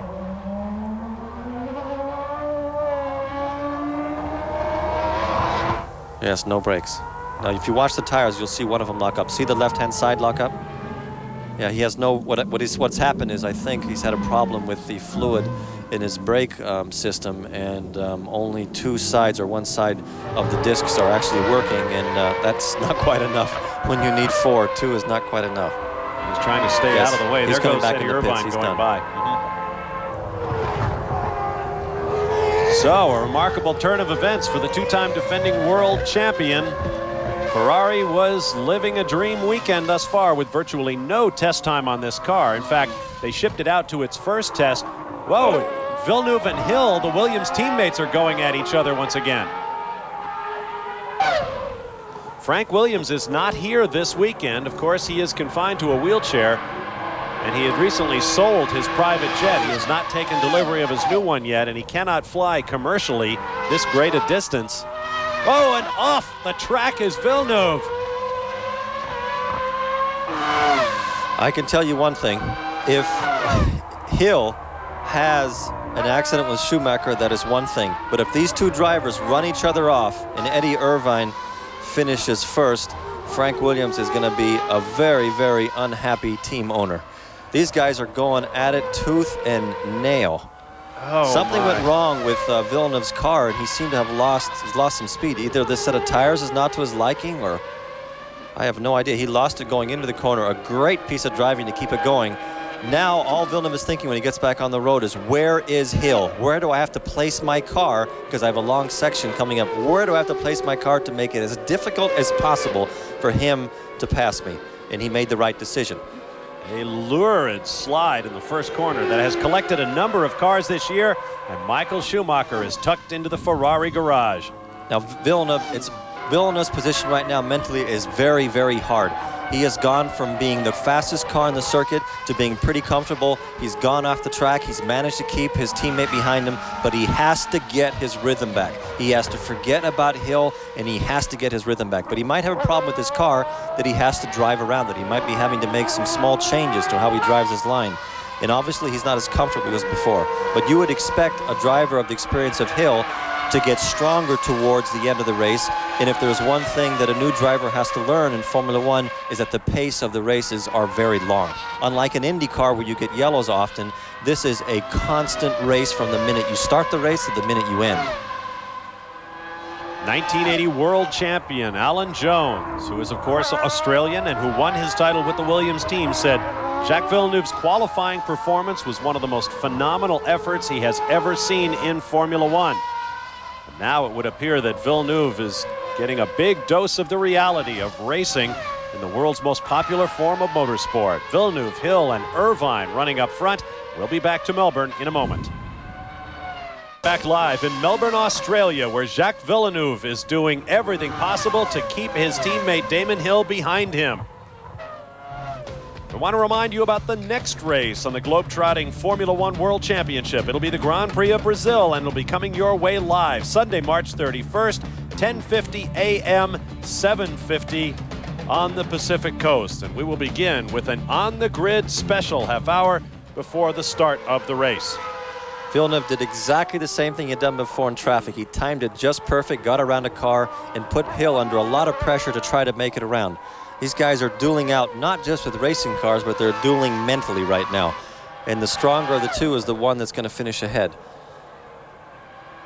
Let's talk a little bit about intra-team chemistry. Based on the kind of racing Villeneuve is giving Damon Hill right now, what's that like to do to their personal relationship within the team? They're not there to be popular. They're not there to kiss and hug each other. They're there to win races. And Frank Williams has made it very clear, both privately and to the press, that they are free to race, and the fastest one that wins will be the #1 driver. Unlike the situation that Schumacher has at Ferrari, where he is the #1 driver and it's written into his contract, these two drivers have to obviously compete in a correct manner. They can't be running into each other. But what I've seen so far just limits on teammate correctness. But you have somebody here with Villeneuve who has every intention of winning the race. He has every intention of getting pole when he can, and he couldn't care less that Damon Hill is his teammate. He just sees it as a competitor, and it's his job to beat him.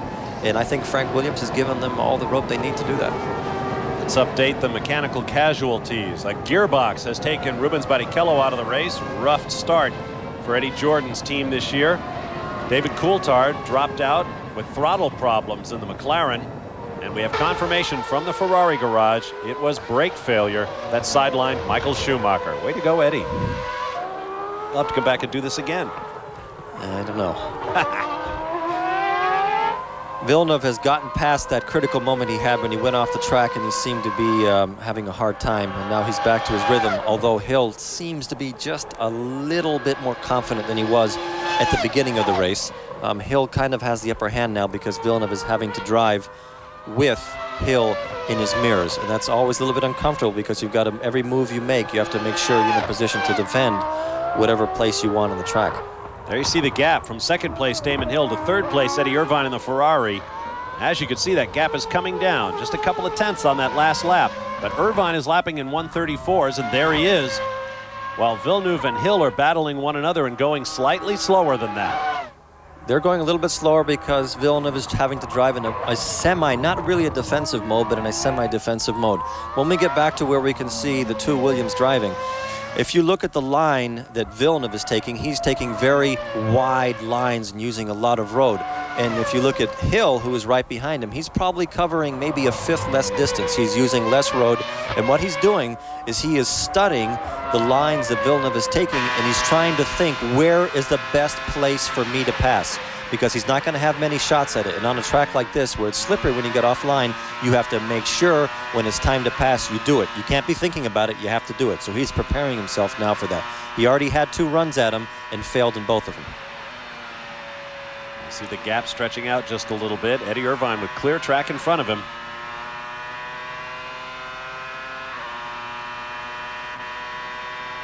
Right hand shifting up, left hand shifting down. Look at his fingers. That's incredible, isn't it? Look at the rev counter in the middle of his steering wheel. You can see when it tells him that he's getting close to where he has to change gear. When he has all those lights lit up, it's time to press the button. And those lights are built into the steering wheel. They have it so that he doesn't actually have to look at anything. That is in his line of vision. So he can just, it's not really a peripheral vision, but it's a color code that his body and his mind just gets used to using. So changing gear becomes instinctive and is not something that he has to program and look at a rev counter to change. Everything on these cars are made to make it as simple as you can. All you have to think about is your line and the speed. Meanwhile, Gerhard Berger, running in 4th place, also has a piece of racetrack to call his own. It is Villeneuve and Hill, 18 seconds ahead of Eddie Irvine, and another big gap to Gerhard Berger. We'll be right back. Melbourne, Australia, the opening round of the 16 in the 1996 Formula One World Driving Championship. The race leader is Jacques Villeneuve over Damon Hill and Eddie Irvine. Now we want to correct something I said earlier about our air times for the Grand Prix of Brazil. Let's get them straight. On Saturday, March 30th, 1 hour of qualifying. You'll see it at 11 p.m. Eastern Time. Then on Sunday, March 31st, the race at 10:30, not 10:50, but 10:30 a.m. Eastern Time. Live coverage beginning with a half hour on the race grid, and then the second round of the World Championship from Sao Paulo. 6 cars remain on the lead lap. The points earners at this point: Jacques Villeneuve, Damon Hill, Eddie Irvine, Gerhard Berger, Mika Hakkinen, and Mika Salo. Then Olivier Panis leads the cars that are 1 lap down, including Heinz-Harald Frentzen, who has just pitted, Ukio Katayama, Ricardo Rosset, Pedro Diniz. They are all 1 lap down. Pedro Lamy now 6 laps down. I believe he is actually out of the race, although he is still being counted. And Giancarlo Fisichello's race appears to be done as well. Berger's into the pits again. We've noticed him being very nervous looking on the racetrack. Yes, he doesn't look at all comfortable in that car. I think it's going to take a while for them to look at all that brake dust come out of the carbon fiber brakes. He doesn't look very comfortable in that car. I think they still are in the mode of setting the cars up with the past experience they had with Schumacher. And Schumacher has a very particular driving style that doesn't seem to fit Berger. It's almost closer to what Alesi drives than it is to Berger. Berger pitted from 4th place. Here comes Hakkinen. What a tremendous weekend he has had. So Berger managed to get into the pits and out again and still stay ahead of Mika Hakkinen, the McLaren Mercedes. Mercedes says this is a much improved engine, a totally new 3-liter engine. Last year's was a downsized, last year the Ilmor-built Mercedes was a totally new 3-liter engine. Most everyone else's were downsized 3.5-liter mills. But this Mercedes apparently makes a lot more power and is much more drivable, making power over a much wider band from 6,000 to 16,000 RPM. I think you'll see a big jump forward in the team's performance now that Prost is back into the thinking mode of trying to make the cars run better. Prost was an incredible technician. He was very talented at making the car and the team work in the proper manner. The Williams might have to stop again for tires because 2 cars that are running fast, both Berger and Irvine, have come back in the pits, and it could be interesting to see if maybe the difference of the race will again be a pit stop between the 2 Williams drivers. Eddie Irvine's second stop. He now carries the hopes of Ferrari. If he can somehow manage to win this race, he won't need an airplane. He can walk on water all the way back to Italy. The cars out of the race: Johnny Herbert, Martin Brundle, who had a savage crash at the first abortive attempt to start this race. Jean Alesi collided with Eddie Irvine. The Ferrari looks fine. The Benetton was not. Jos Verstappen pulled off in his footwork. David Coulthard, as we mentioned, throttle problems on the McLaren Mercedes. Rubens Barrichello, problems with the gearbox. And most recently, Michael Schumacher lost brakes on his Ferrari. See the 11 cars still shown in the race. Pedro Lamy is now out. Like that 12 cars. Pedro Lamy, we are told, is not officially out of the race, although he is dropping back at a furious rate. When a car runs behind another, as long as Hill's been running behind Villeneuve, you have to be a little bit careful that your temperatures don't go up. If you're too close to him, it's possible that your engine could be running almost 10 to 15 degrees higher than Villeneuve is. I can't understand why the gap between Hill and Villeneuve keeps changing so much. Maybe Hill is actually working on trying to cool his car down, because he seems to get within striking distance, and then 2 or 3 laps later he backs off a little bit. 15 laps remaining. Will Villeneuve be balked here as he goes around the Minardi? Apparently not, and Damon Hill will get through cleanly as well. So the Williams teammates free to continue their intramural battle. We'll be back with more live from Australia. Back in Melbourne, Australia, about 300 miles to the southeast of the site of the season-ending Grand Prix of Australia, ending the 1995 season. We are in Melbourne now for the opening race of the 96 season. Jacques Villeneuve leads the race. As you see, only 2 drivers have ever won their first Grand Prix. Giuseppe Farina won the very first Grand Prix of the Formula One era. And Giancarlo Baghetti, who just passed away in late 1995, won his first Formula One effort. In fact, his only Formula One victory in the 1961 French Grand Prix.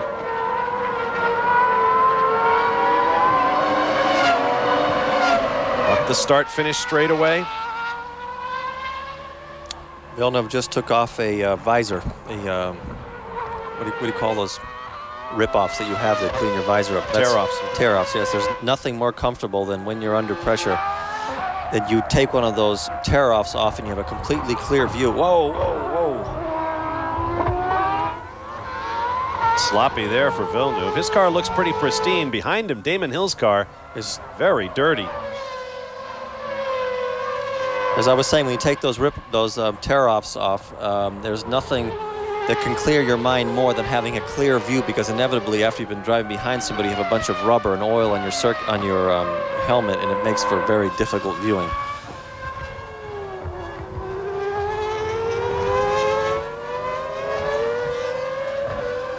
It's already been an historic weekend for Jacques Villeneuve, one of only 4 drivers to take pole in his opening Grand Prix. But Villeneuve is in many ways the best prepared rookie in Grand Prix history. He has done over 5,500 miles of testing with the Williams team. Everyone in Formula One likens it to Michael Andretti's short visit to Formula One a few years ago, when he got very little testing for the McLaren team and suffered throughout the season as a result of it. But Villeneuve went about it, I think, in a little bit different manner. He went to Europe, lived there. He wasn't flying back and forth, so he took advantage of the opportunity that was there. Is that a puff of smoke from the back of that car, just noticed? We'll see. 5 cars now remain on the lead lap. The 6th car, Mika Hakkinen, has been passed.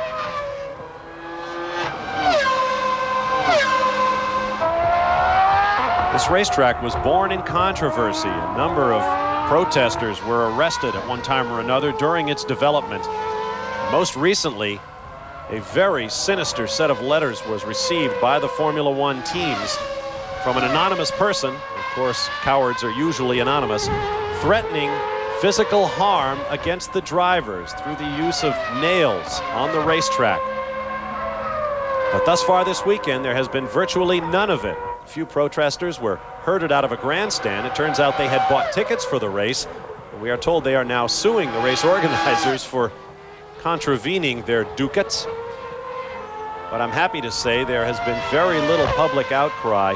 And that may be because this $42 million temporary racetrack has done a great deal to upgrade Albert Park. With new plantings, more trees were planted than were cut down to create the racetrack. And the buildings that were built will house amateur sports when the Formula One racers are gone. We'll be back. Back live on the streets of Melbourne, Australia, Jacques Villeneuve hopes to make history by winning his debut in the Formula One World Driving Championship. Program note, if you're looking for the latest in motorsports, join Kenny Mayne on RPM Today tomorrow from ESPN headquarters at 12 p.m. Eastern Time, 9 a.m. Pacific on The Deuce. There you see the gap from second place Damon Hill to third place Eddie Irvine. Villeneuve seems to have pulled away the last 2 or 3 laps, but he's been doing this for about the last 20, 25 laps. He pulls away, then Hill comes back again. Look how dirty Hill's car is compared to Villeneuve's, that you can't even tell they're teammates. I don't think that's what Villeneuve was referring to in his comment at the top of our show, that Formula One is a little dirtier than Indy cars. I don't quite think that he was referring to that, but he did his own little piece of dirty driving, keeping his teammate behind him. It wasn't dirty, it was just placing his car in the right place. The biggest problem that a racing driver has to face when you're driving behind somebody trying to pass them is when they start to weave and they are erratic in their movements. What Villeneuve did, he was not erratic, he just put his car, it was his choice to put his car in the position he did, and he made Hill take a decision which in the end did not prove the right one because Villeneuve was still ahead of him. But this is something that Formula One has struggled with, particularly last year and the season before, with the collisions that have resulted between Damon Hill and Michael Schumacher in close quarters. In fact, at one point, the Formula One officials decided they would impose passing rules, but Schumacher and Hill both came to them and said, no, that's not going to work. That's ridiculous. Cooler heads prevailed. Yes, that is ridiculous. I think when you have officials that try to go a little bit past just their officiating, you're going to have a problem. You can't be ruling out how and where you're going to pass. What's next? Are they going to tell you what you're going to have for breakfast? Villeneuve's car must be spitting oil. That's what it is. That's exactly what it is. You see the car, the rear wing on Damon Hill's car, and he just pulled off a tear-off on this front straightaway. I think Hill now is collecting himself, and he knows that he has a very finite number of laps that he has to pass Villeneuve in. He's studied him as much as he can. Now he's got to get close, and he has to make a decision on whether it's worthwhile to try to pass him, because it's not going to be that easy since the cars are that close. And nothing would be more humiliating for both of these drivers if they run into each other. I don't think Frank Williams and Patrick Head would take it very well if on the first Grand Prix their two drivers bumped into each other and Ferrari with a brand new car won the Grand Prix. The Renault engines have been bulletproof over the years, but this newest iteration, the RS8 V10, has shown a little bit of reliability problems. They lost several in off-season testing. Jean Alesi with the Benetton team lost one in Friday practice, and it was very, very rare. Renault went for several seasons with Williams without losing an engine in a race. Here are the shoes that Jacques Villeneuve will be trying to fill. His father, Gilles Villeneuve, 67 starts in Grand Prix racing with 2 poles and 6 victories. The younger Villeneuve with 31 starts in Indy cars. He was Rookie of the Year in 1994, won the Indianapolis 500 and the PPG IndyCar World Series title with 5 victories last year, and he's already picked up his first pole in Grand Prix racing. He may get a win today. Did you see how he checked in his mirrors? He's been checking in his mirrors in exactly the same spot on the circuit every lap. That shows me that he's very confident of where he's at. He's not looking all the time. Also helps him gauge how far back Hill is based on where he is on the same part of the racetrack relative from one lap to the other. Less than 10 laps to go here in Australia. We could be watching history as the latest Villeneuve sensation emerges from Canada into Grand Prix racing. We'll be back. May be headed for yet another dramatic twist in the final laps of this Formula One Grand Prix of Australia. There are signs that Jacques Villeneuve is in trouble. There is smoke from the back of his car. He has been smoking a lot the last 2 or 3 laps, and Hill was getting very, very close to him. But if he is actually losing oil or water, that could be bothering Hill, so where he can't get close enough, because every time he gets close, his visor gets all covered up. And if you look at the back of the wing of Hill's car, it's almost black now with all the oil. You couldn't even tell these 2 cars are from the same team. 6 laps remaining. The 2 Williams cars unchallenged out front. Eddie Irvine in the Ferrari is well back. And it will be quite an achievement for Ferrari. If he can come home on the podium, it would equal his best ever Formula One performance. A 3rd place a year ago in Canada, where Jean Alesi brought the number 27 Ferrari, so closely associated with Jacques Villeneuve's late father Gilles, home for his first Formula One win. If he is leaking oil, the quality of his oil is going to be extremely important right now.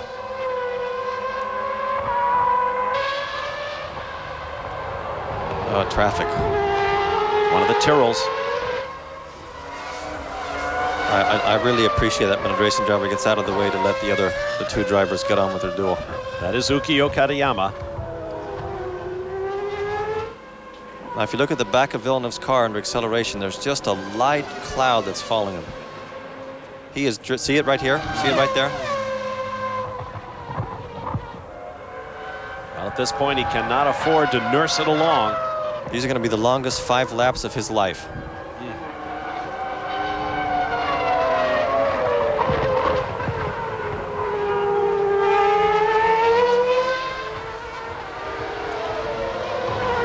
Hill closes in.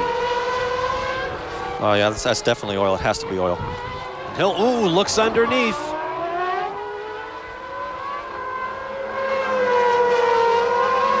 Yeah, Villeneuve's in trouble.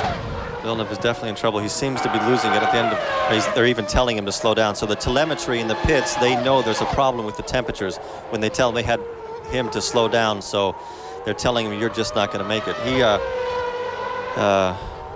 He's not in an easy position. Here we go, it's done. That's it. The team decided. And so Jacques Villeneuve must give up his quest to join Farina and Baghetti as a Formula One winner in his debut. But based on what we've seen this weekend, he's got a few victories coming Absolutely. his way. He should have had some of that Quaker State oil that I have in my Menard. That would have kept him going a long time. Yeah, I had to do it. We're going to be running very close on time at the end of this live broadcast. We want to remind you, coming up next will be the Big West NCAA men's basketball semifinal, matching San Jose State and Cal Irvine from the Lawler Event Center in Reno, Nevada. So stand by for that. We'll get to it as quickly as we can as soon as this race comes to a conclusion. Damon Hill wound up his troubled 1995 season with a victory on the streets of Adelaide, Australia. He has just set up housekeeping in Dublin, Ireland. I think Damon Hill might consider buying some real estate in Australia because this country has certainly been kind to him. Well, that is really a pity that Villeneuve had to back off like that. He drove perfectly. The one mistake that he made, he recovered from it in a hurry. The race obviously is not over yet, but Hill seems to be running at a perfect speed right now. And for the pits to have told him to slow down, their telemetry, they know everything that happens on these cars. Their telemetry has told him, if you keep pushing your engine at the way you're pushing it now, your temperatures are not working, you're probably losing a little bit of oil pressure, you will not make it. So the team made a decision, and he is a very wise racing driver at the beginning of his relationship with Williams to say, I acknowledge what you're saying, even although I am leading, I will slow down, you know better than I do. The Renault teams carry about 4 tons worth of telemetry computers parked in the back of each garage, monitoring the heartbeat of each of their 4 engines in the race. And one of them apparently will power Damon Hill to victory here today. Stay with us. Back live in Australia, there is Jacques Villeneuve, who allowed his teammate Damon Hill to go by. He runs in second place, and the question now is, can he hold off this man, the third-placed Ferrari #2 of Eddie Irvine? It looks as though he has enough there, but Irvine is lapping at about 134 per lap, while Villeneuve is doing about 10 seconds a lap slower than that. But there are only about 2 laps remaining. Villeneuve is just pacing himself to stay just ahead of the Ferrari. He doesn't have to beat him by much, but you know, he has a car now that's just limping along. His engine is just probably barely making it. He's been leaking oil for who knows how long. Looks like Eddie Irvine's last lap was a little bit slower too, a 137, so he dropped off about 3 seconds in speed on that last lap. But he's 40 seconds behind the second car, so I mean, he has a car that hasn't proved its reliability either, so the race kind of is set now. All you have to do is finish it out. There's only 2 laps remaining. To make a mistake with 2 laps remaining when you're 40 seconds behind the car in front of you is pretty silly. And drivers of this caliber do not make mistakes like that. Well, Eddie Irvine, who out-qualified the world champion, his teammate Michael Schumacher, will now bring the only point-scoring Ferrari home, equaling his best-ever Grand Prix performance in 3rd. But that new V10, the new Ferrari V10, I think has done a great job for a brand new engine. It's the first race they run it on. Both of them were very fast. I think Ferrari is definitely on the up and up. Absolutely. That engine developed by Osamu Goto. That's not an Italian name. No, it is not. It's a Japanese name. He worked for Honda for many years, and unlike members of the Japanese corporate culture. He chose to leave Honda, went to work for McLaren for some time, and finally to Ferrari, where he developed this V10 engine. And you're right, it is working awfully well. I guess he liked tortellini and lambrusco more than he liked sushi and sake. I can't blame him, actually. I don't think I want to get into the middle of that one. But that is great. I think for Ferrari now goes out and hires people on their merit, not just a question of what ancestry. Ancestry. I think that is one of the biggest things that English teams have always done. They've gone out and picked the best people for the job. John Barnard, as Damon Hill begins his final lap, John Barnard, who is the technical director at Ferrari, said something interesting recently. He said, people keep wanting Ferrari to be run like a British team. Most of the teams in Formula One, of course, are British, but Ferrari is not that way. It never will be. It needs to be run as an Italian team with perhaps a bit more organization.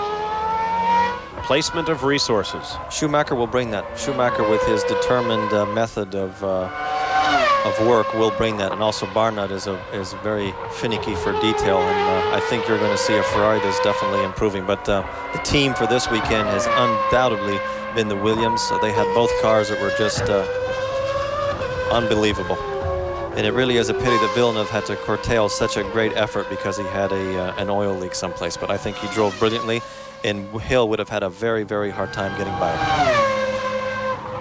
Having said that, Hill looks like he's going to be the winner. Most of our talk today has been about Jacques Villeneuve, and rightly so, but a tip of the helmet to this man, Damon Hill, who has driven strongly, a few thrusts at his teammate when Villeneuve was in the lead, which the French-Canadian parried strongly. I'm sure there will be discussion of that in the Williams garage later on, but it appears that they will salvage a 1-2, and you can't do any better than that. But it will be Damon Hill, who is under so much pressure this year, the best chance he has ever had at the World Championship, and he will begin the season in style with a victory here in Australia, his second straight win in this race. And he has the same amount that his father did. 14 Grand Prix wins, matching the late Graham Hill. Graham had 2 World Championships. Perhaps this will be Damon Hill's year. The Williams have continued into 1996 at the same speed they had in 1995. That is really an accomplishment. A brand new car, but maybe the whole secret to it was keeping their #1 driver. Here comes Villeneuve. I think has done a tremendous job. He even showed that he had the poise to bring home a car that was limping along. 1-2 for Williams. What a job. Congratulations to Damon Hill and Jacques Villeneuve for their 1-2. It'll be maximum points in the Constructors' Championship for Williams, trying to wrest that title back from the Benetton team. Eddie Irvine matches his best ever career performance in Grand Prix racing with a 3rd, followed by Gerhard Berger, Mika Hakkinen. Welcome back to Mika. And Mika Salo running in 6th. There you see the rest of the classified cars. Pennies, Frentzen, Rosset, Denitz, and Katayama. Congratulations to Ricardo Rosset in his Formula One debut. Points leaders, very simply, Damon Hill, 10-6 for Villeneuve, followed by Irvine, Berger, Hakkinen, and Salo. In the Constructors' Championship, Williams-Renault picks up the maximum of 16 points. We're out of here. We'll be back from Brazil on the 30th. I'm Bob Varsha for Eddie Cheever. Thanks for being with us. We take you now live to Tom Mees and Jimmy Dykes in Nevada.